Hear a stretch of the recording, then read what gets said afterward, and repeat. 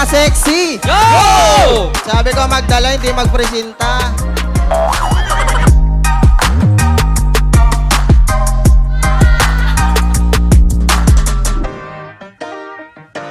Prepared tsaka nag-provide nito is yung kapatid ko na si Laisel Timbolaya. Kapatid ko.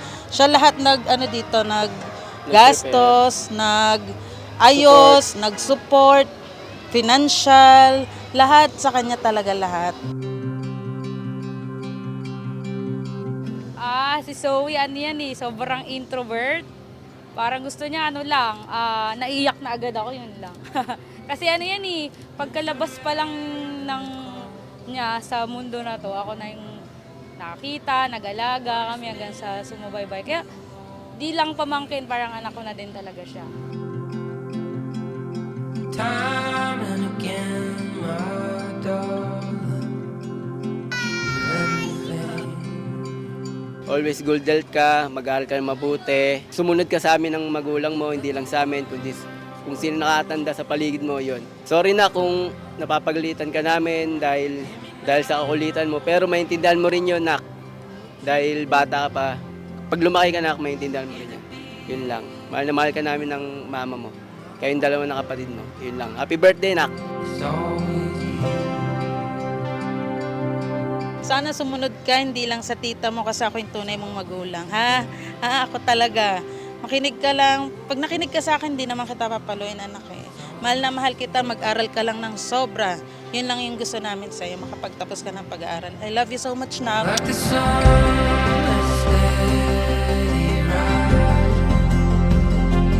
Like a secret I can't keep.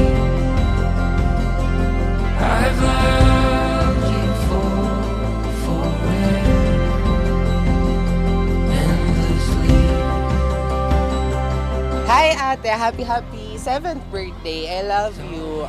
Sana lumaki kang healthy and respectful. Love na love kita always. Hi Zoe! Happy birthday! Mahal na mahal ka ni Tita Ganda. Alam mo naman na love kita at lumaki ka sana na katulad ni Titay and ni Mimi. I love you so much. Happy birthday! It's always you. It's always Let us welcome our celebrant, Zoe.